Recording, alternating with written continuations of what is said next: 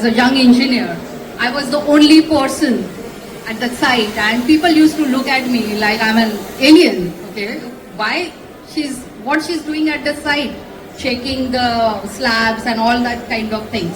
So you usually see architects or interior designers, but engineers that too on sites, it's like different species altogether. So it took so many years for me, to establish into this industry. And like the stats, what you said, so it's 13%. Out of this 13%, majority of them are unskilled.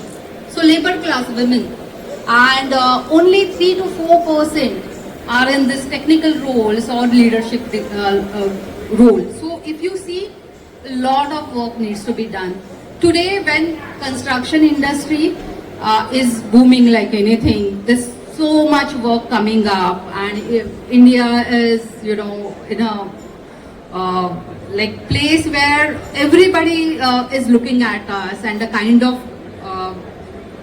work happening in India, lot of skill shortage we all are facing, and the major workforce here, women, which we are 50%, around 49 to 50%, and we are lacking there, So coming back to your question, inclusivity, I think there are 3 layers to that. The first layer is we need to have more professionalism.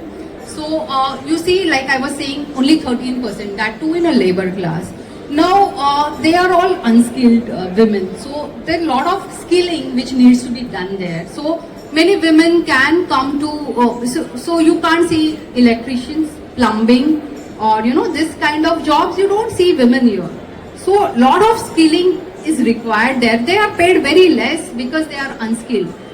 That skill gap, if you fulfill, they will be paid much better.